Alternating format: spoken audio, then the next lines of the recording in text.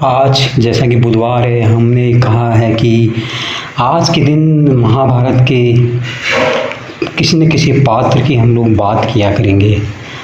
आप सब लोग जिन्होंने गीता पढ़ी है या जिनको पता है पूरा जो महाभारत का युद्ध हुआ है, उसमें धृतराष्ट्र को युद्ध का वर्णन किसने किया?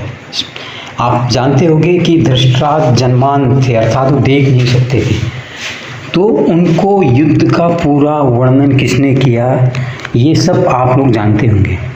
जी हाँ, मैं बात कर रहा हूँ संजय की। तो संजय कौन थे, इसके बारे में आज हम चर्चा करेंगे। संजय वही थे जिन्होंने धृतराष्ट्र को पूरा का पूरा जो महाभारत का युद्ध है उसका सांगोपांग विवरण दिया, गीता का जो संदेश दिया भगवान कृष्ण ने अर्जुन को वो देखा।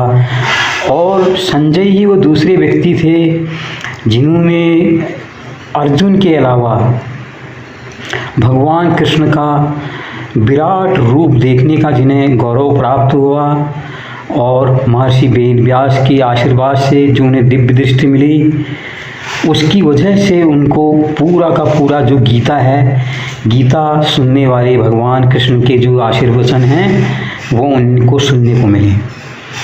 तो संजय कौन थे, आइए हम शुरू करते हैं इस बारे में बात। संजय जैसा कि पता है धृतराष्ट्र के दरबार में एक मंत्री थे, और महर्षि वेद व्यास के आशीर्वाद से उनको कहा जाता है वो दिव्य दृष्टि है, और हस्तिनापुर में रहकर उन्होंने पूरे के पूरे युद्ध का जो सांगोपांग विवरण है जो जन्मान थे धृतराष्ट्र उनको सुनाया। जबकि ये है आज के हिसाब से हस्तिनापुर मतलब मेरठ, और जो युद्ध हुआ वो कुरुक्षेत्र था, करीब 100 किलोमीटर से ज़्यादा की दूरी थी। इतनी दूर से उन्होंने ये वर्णन किया।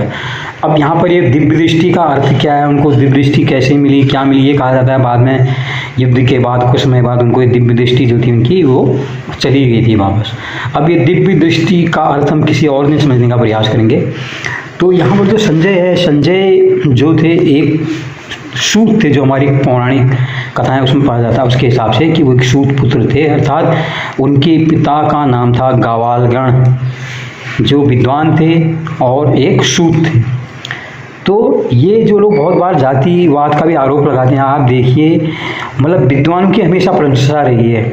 ये कहा जाता है जब महर्षि वेद व्यास से उन्होंने ज्ञान लिया तो संजय को ब्राह्मणत्व की प्राप्ति हुई, अर्थात उस समय भी ये कुछ नहीं था, जाति से कोई ये सब नहीं था, ज्ञान के आधार पर, विवेक के आधार पर वर्णाश्रम बटा हुआ था, ऐसा आप कह सकते हो। आज की राजनीति में ही ये सब खाइयाँ चौड़ी चौड़ी की जा रही हैं, और सोशल मीडिया में ऐसे मूर्खों की भरमार है जो वर्णाश्रम को ही आधार मानकर गंदगी फैलाने में लगे हैं। खैर, यहाँ पर जो हम बात कर रहे हैं कि जो सूत थे, गावालगण नामक के विद्वान थे, उनके पुत्र थे संजय।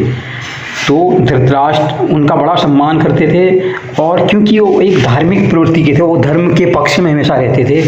ऐसा कहा जाता है जब वो जुए में हार गए, जो अपमान सब किया उन्होंने धृतराष्ट्र के पुत्रों ने द्रौपदी के साथ जो अत्याचार अनाचार किया, उसको लेकर कहते हैं कि उन्होंने धृतराष्ट्र को खरी खरी सुना दी, हे महाराज, ये कौरव कुल का नाश तो निश्चित है, मान के लिखिए, क्योंकि आपके पुत्रों ने जो व्यवहार द्रौपदी के साथ किया उसकी सराहना तो बिल्कुल भी नहीं कही जा सकती है। और कई बार जो धृतराष्ट्र हैं संजय के इन साफ सपाट शब्दों से शुद्ध हो जाते थे, दुखी हो जाते थे।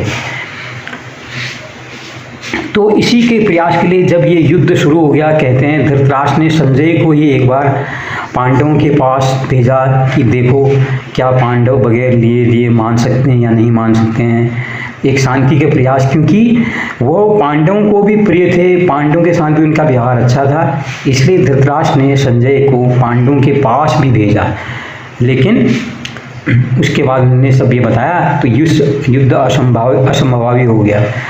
तो उसके बाद जो है पूरा का पूरा जो युद्ध का वर्णन हमने सुना है। ऐसा भी कहा जाता है कि एक बार युद्ध में, क्योंकि कौरवों की सेना में थे, कौरवों की तरफ से वो युद्ध में भी गए थे कह रहे हैं, तो सात्यकी ने लगभग उनको मार ही दिया था। सात्यकी ने ये कहा था कि ये इनका संजय का क्या काम है इस युद्ध में, क्यों न इसको मार दिया जाए। तब ऐसा कहा जाता है कि महर्षि वेदव्यास वहाँ पर प्रकट हुए, तो उन्होंने सात्यकी से कहा कि संजय को मारकर कोई लाभ नहीं है। तो इस तरह से संजय जो है वापस हस्तिनापुर चले जाते हैं और वहाँ पर जाकर के वो पूरा का पूरा युद्ध का विवरण धृतराष्ट्र को सुनाते हैं, ऐसा कहा जाता है। उसके बाद जब युद्ध समाप्त हुआ तो वो युधिष्ठिर ने भी उनको अपना मंत्री बना लिया। उनके सभा में उनको भी युधिष्ठिर का मार्गदर्शन समय समय पर किया करते थे।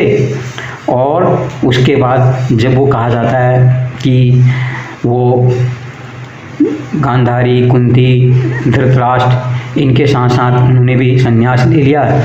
और जब ये सब लोग वन को चले गए तो संजय भी कहीं आश्रम में या क्या कहीं हिमालय की ओर चले गए, ऐसा कहा जाता है। तो ये थी कहानी संजय की।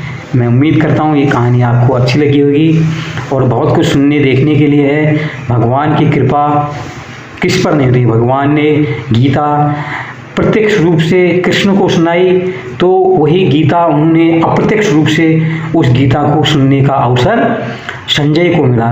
तो संजय भी समझ लो ऐसे बिरले पात्र थे जिन पर भगवान कृष्ण की कृपा हुई। तो कैसी लगी संजय की आपको ये कहानी, आप जरूर बताइए, लाइक कीजिए, शेयर कीजिए, सब्सक्राइब कीजिए। नमस्कार। सुनने के लिए धन्यवाद।